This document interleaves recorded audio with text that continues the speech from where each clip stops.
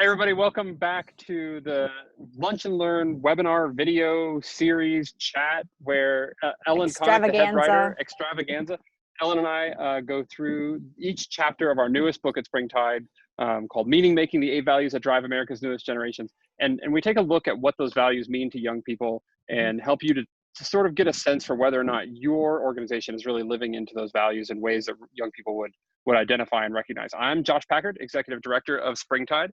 And Ellen, it's Lunch and Learn. What It is. What lunch are you having? So I have to confess that I ate lunch already. So now I'm having dessert, part of lunch. It is funfetti cake. It is delicious. I recommend it. Funfetti. We are cake people without occasion. We're like, it's time for another cake in this house kind of people. That's great. I have lunch, but I'm not going to be eating it because my lunch is spaghetti. So like, I'm not going to do that on the video, but I also have blueberries, which I may be nibbling on. But I don't think anybody wants to see me slurp down a noodle. I would not like to see you slurping noodles. I appreciate the sensitivity to that concern. But it does look really delicious, and I hope it stays warm. Okay, so I'll confession time here. I actually I enjoy cold spaghetti the next day. I know it's not normal. I can't say that I've had cold spaghetti, but I just generally approve of cold food the next day being one of the peak culinary experiences that a person can have. Right. Really? Well, I've also got speaking of food left over, I've got the last 2 hunks of Hershey's chocolate bar from my son making s'mores last night. So that'll top off we have this, if there's any one thing about parenting that I feel like we've gotten right, and we totally stole this from other people, so it's not even like we invented it. We do this thing called last chance for food in our house. And in the summer, so it's like after dinner, before bed, really just so that way he doesn't come out of his room and like all night, I want a glass of water, I'm hungry or whatever. During most parts of the year, this is something reasonable. It's like an apple or something. But in the summer, and it's the days are so long, by the time he gets to bed, it's like 8:30 or 9. It's not that late, but we're so tired. He's like, what about s'mores for the 5th night in a row? And I'm like, yeah, s'mores, 5th night in a row. Yeah, nope, that's the right thing to do. That's amazing. And I especially love that it last call for food actually translates to family bonding outside. Let's build a fire. Got several snacks that need to be compiled for this last chance for food to actually work. This is not an apple from the bowl on the kitchen counter. This is an elaborate routine for bonding. Yeah. I don't know who to give credit to, you or your son. Either way, this is a very good thing. All credit goes to our friends at my first job in Texas. They had kids when we moved there. We didn't have a kid, and so we totally stole this from them. And I'm forever indebted because it has it starts that bedtime, nighttime routine thing. Anyway, whatever. People are not here for parenting advice. People are here to try and figure out. They're here for one thing. They're getting a lot more. That's right. They're here to try and figure out something about welcoming. So one of the I think really unique things about this book is that the 8 values that we say that drive America's newest generations are not intended to displace values that previous generations might have held. I mean, one of the things that we heard about from young people a lot was that they still cared about achievement, accomplishment, maybe sometimes making money, blah blah blah. But here are 8 values that they also really care about, that are actually impacting their decisions about where they go. And welcoming is one of those things that I don't think it would have been on the radar 20 or 25 years ago. And now we're hearing young people tell us that this is a key component to how I choose. If I'm going to choose to associate with an organization or spend my time there in some capacity, they need to have this. So Ellen, what is it? Okay. So welcoming is one of these really interesting kind of multifaceted values that we talk about in the book. I may at this point have said every value is my favorite value or the most interesting value. So you'll just have to forgive me, Josh, and anyone watching, forgive me. But I'm excited about this one. Thank you. I'm excited about this one because I think that it gets at the kind of relational component, because there's both the felt experience of being welcomed, but there's also the job of welcoming people so that they feel welcomed. So welcoming is an experience, and it's something that it's an experience you give and have. This is really important because When we talk about how young people want to embody any of the values in these eight chapters, we're talking about the fact that they want to practice these things. They're in fact often already practicing these values, but they expect that these values are also going to be reflected in the organizations that they join or participate in.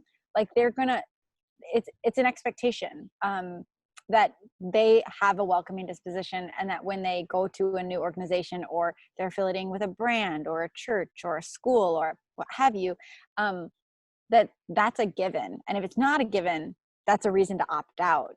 And I think that, like, that to me is one of the things about these values that across the board, but this being a prime example where, it's not just that this is what drives, and this is why we have the particular subtitle. It's not just that it drives them in their own lives, but they're also, expecting the organizations to do it too. It's reciprocal. Like, they hold themselves accountable, which is another one of them, to these values, but also they're saying, like, if organizations don't mirror that or give me the opportunity to live out those values, then I'm not going to show up there. Yep, that's exactly right. And I think that part of mirroring those values is creating a culture where that value gets to be practiced. It's not just like, it's not in the handbook or something like it. You're giving opportunities to be welcoming. And actually, one of the examples from the book that I really like, if I can take time to point that out now. Go for it. Something that we do in the book is we give you data, we give you definitions. Maybe you want to talk about the data first. That's good stuff. Well, so the key data finding here for me in the chapter was that 72% of respondents, it's among the highest numbers of the entire of all the survey work that we've done. 72% of young people say it's important that the organizations that they belong to create spaces where everyone is safe and welcome. In other words, they don't want to work. They don't. It's not that they think that it's important that organizations are safe and welcoming. It's that they think it's the organization's responsibility to do that work. So, like, those are both, like, key distinct things, that it's not just like accidentally creating a space that ends up being warm and welcoming, but that you have to be working to actively do it if young people are going to be there. Yes, it's very intentional. It's not like, oh, well, the person at the front desk happens to be warm. It's like, no, we intend that part of the person at the front desk's job is warmth, invitation, knowing people's names, helping direct them, giving orientation materials. Like, it's so intentional. And one of the things that we even recommend in the chapter is, like, can you think about what a welcoming kit would look like in your organization? Like, what are the concrete elements that would go into helping a person show up and feel like, I know how to participate. It's safe for me to participate. It's easy for me to opt in, and even asking questions isn't scary because I know enough about who's here and why they're here and what I'm doing. But that brings me to Oh, go for it. No, go for get to the example first, and then I'll talk about. Okay, because otherwise I'll just keep talking about the example. Okay, but I think a really good example of this that's super, super concrete is this company called Warby Parker that designs glasses and frames. And I don't know everything there is to know about this company, but I do know that one of the things they do really well is their onboarding process. This is like, as soon as somebody's hired, they are sent like a book in the mail that is the basis of how Warby Parker came up with their name. Like, so it's like you are getting caught up on the history of the identity of this company. And so before you show up, you're not behind on like the inside joke. You're not behind on like the reference, the internal references. That's so thoughtful. Then you get there, and they have all of these really specific things, greeting people by name, getting them orientation materials really quickly, like literally maps, in some cases. And then connecting them really explicitly, connecting new employees to the folks they're going to need to work with and interact with, so that the onus is not on that person to be like, who should I talk to about this? When should I show up to that meeting? Where's that room? Where are the bathrooms? Like, all of that are ways to make sure a person feels like, we intend for you to be here. We're glad that you're here. We want you here. And the way you feel that is by getting all of this really thoughtful orientation materials right at the start and just being greeted that warmly and thoughtfully. So I think that's a really cool example. I totally agree. It's like that welcoming kit idea, which I think you could do with volunteers. You could do with people who are, your stakeholders. You could do it with customers, employees. but it's not, this is not just the job of HR, right? To create this Right. environment. It's a leadership issue too. Like there's a representation aspect of like looking at your Totally. marketing, your marketing materials, both internally and externally, about, where do, if people see others who look and, who look and present like they look and present, then Yeah. they're gonna receive that tacit permission of like, oh, I'm supposed to be here too. Not only am Yeah. I allowed to be here, but I'm welcomed to be here. I think That's huge. that it really is, and it's a shift too in terms of like where we've been as a society and Hmm. where we've Hmm. come. Where we used to, the sociologists pay a lot of attention to like in groups and out groups, and the way that Mm. maybe I won't get too far down into the weeds here, but recently, like, we're coming out of this era where we communicated status both to ourselves and to others by the exclusivity of the groups that we were a part of. Mm. So, if we were, if you had the key, to the private bathroom in your company, then that meant that you were like an executive of importance, right? That, or if you tradition, there are some companies where that have different areas of dining for executives as opposed to the rest of the workers Yeah. and those kinds of things. Or if we used to get incentivized to be like in the insiders club at like J. Crew or something, so that you would feel Yeah. like some conference of status. Hmm. But that's just not how young people, like, status anymore isn't about exclusivity. It's about how networked you are, right? Mm. It's not about how prestigious is my group. It's about how big is my network. So this Hmm. notion, and you see that of course on social media as the biggest example, but so this idea that spills over into other parts of their life, which is like, I don't want to be part of a secret club. I want to be Yeah. part of a welcoming organization, right? Yeah. And that is just a dramatic change from 10, 20, 30 years ago. So many of the people in positions of Completely. leadership right now for nonprofits, for profits, whatever, they're operating under this model, but the world has sort of shifted as they were coming up, and young people have this completely different take on what counts as like high status. Yeah. That's such an interesting observation. Like I'm so glad for your sociological brain, because I'm like, yes, of course. As soon as you say all this stuff, I'm like, that makes sense. I'm seeing that. That is like totally one world and another world that's emerging. And I just haven't been able to think about it in these terms before, but um it makes it, I think, that much easier to translate, like why welcoming is a value that has to be embodied and embraced. And it's Yeah, not yeah, just like, because then young people are going to like you or buy from you or come to your club. It's not, we're not trying to advocate like better membership strategies here. We're saying like the future is heading this direction. right. And like this is like there's a fundamental shift in sort of consciousness and like the social landscape that makes these things valuable. And that matters, because if you don't make certain changes to a culture, like if a person refuses or a culture refuses to be welcoming at an organization, it's going to be just really hard to survive, because it's not going away. Right. Right. And it's not to say that that sort of exclusive, I don't mean to give the impression that we don't care about exclusivity anymore. We only care about, how highly No. networked. It's that on balance, those things have started to shift. So while you can, like, I think it's still really important to draw very clear, like, organizational identities, cultural identities, brand identities, so that people know who you are and what you're about. Yeah. But it can't be this, the days of like, the harder it is to get in, the better I feel about myself and the more I want to be there, like Yeah. that's sort of gone, right? Yeah. Or at least it's eroding significantly.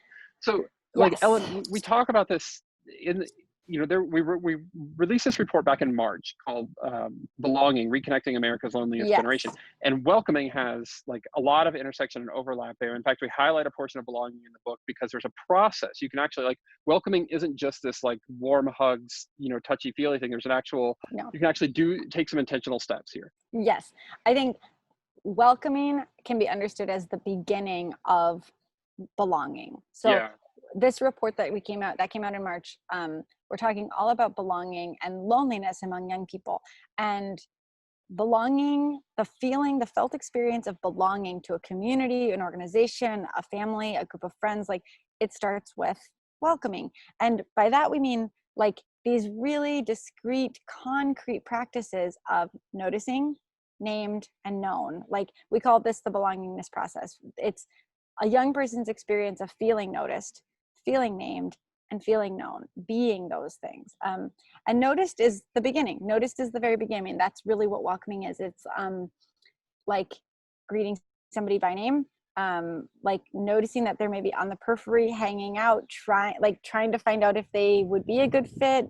Maybe they have questions and you're sensing like, do you have a question? Can I answer acknowledging, that Yeah. they're there, and what their status might be, like, hey, you're new here. That Yes. can be enough, right?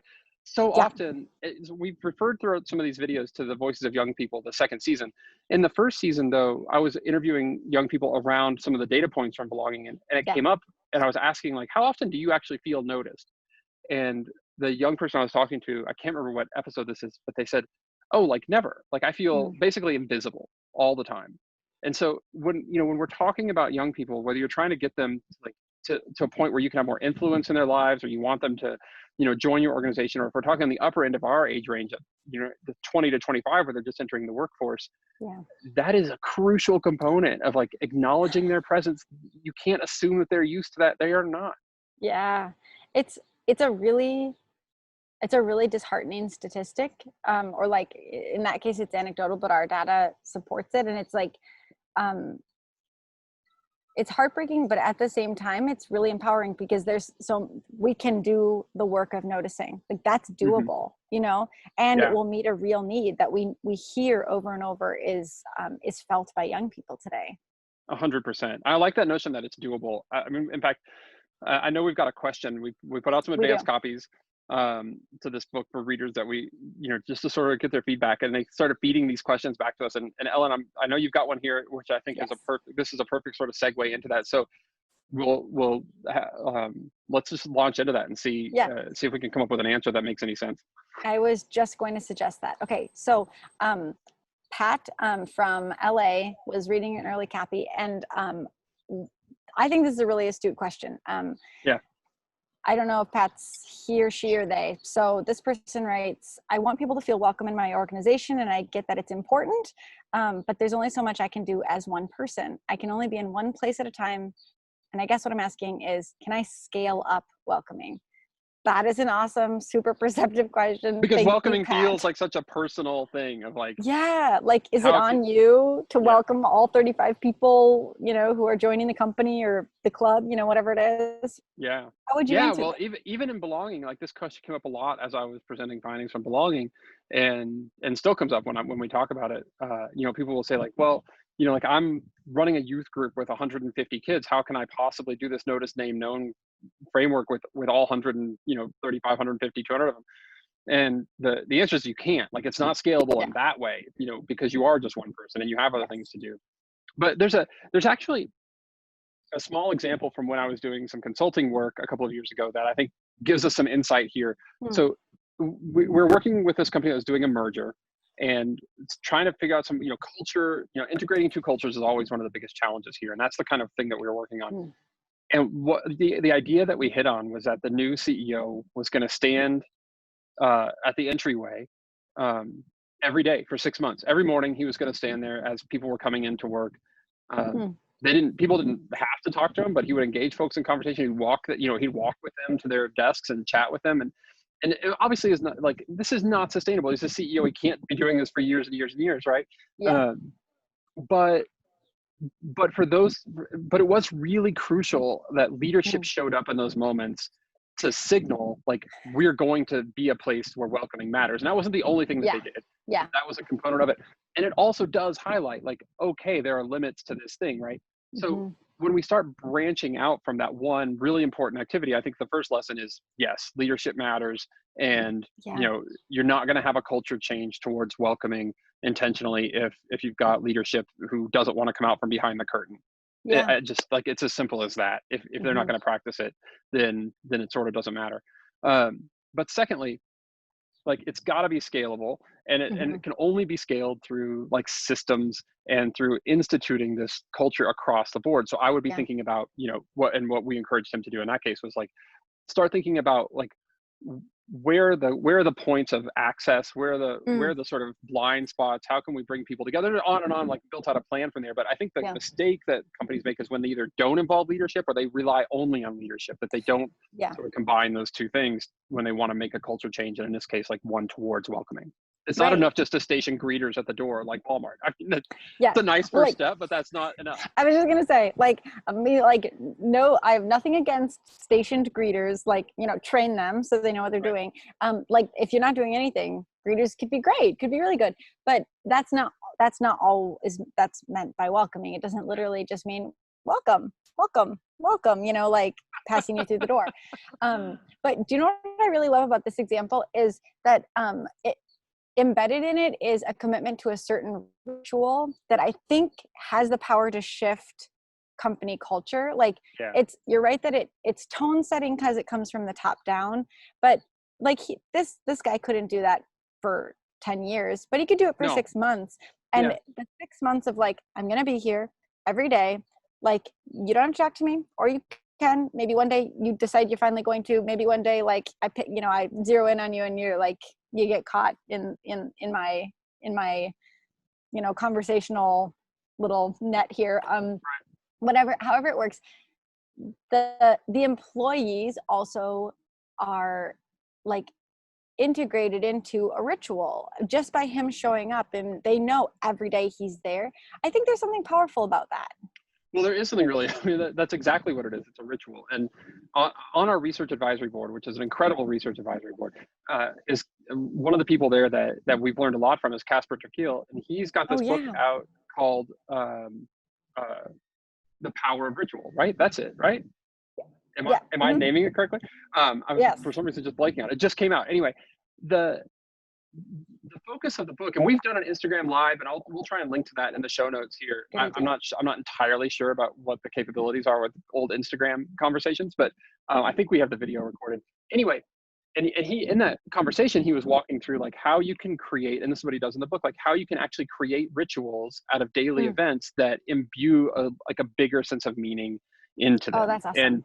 And so like even in this small thing, like that's a 6-month process, right? But how can we scale that out into rituals that everybody's doing, or that the company is doing, the organization takes very seriously, so that it does become scalable beyond this one person? So we're doing both leadership and systems at the same time. And I think part of like that, the role of ritual, and even again, in this example that you gave about the CEO standing at the door each morning, like there's something also communicated about the disposition. And that's so much what welcoming is like that desire to include, to receive, to be warm, to help people feel safe, and to feel like they're able to participate. And somebody who would never, ever knock on that CEO's door with an idea might be like, well, I guess since we're already talking, like, and it creates it creates this space where more rituals can evolve, and like maybe there's brainstorming sessions that come out of this, or breakfasts once a month, where like that other things can emerge, because this ritual disposition of openness, like availability, accessibility, was all part of that welcoming ritual. Yeah, agreed. Ritual is really the key to unlocking the sustainability, of these kinds of things. Totally. Well, Ellen, thank you. This is, I love these conversations. My lunch break is over. I've got to go do other things. I'm sure yours. Well, you're the boss, so I think that means my lunch break is over too. What I meant to say is your lunch break is over. Lunch is over. That's fine, because I'm going to get another piece of cake shortly after this and head back to the office. Power through the rest of the afternoon. All right, everybody. Thanks. There's episodes here for each chapter. We encourage you to check all of them out, and we'd love to hear from you on social media. We are Springtide across all platforms. And we'd love to hear your thoughts on the book, anything else that you're thinking about in terms of how you show up for young people. Please drop us a line and let us know. Until next time, see you later. Bye.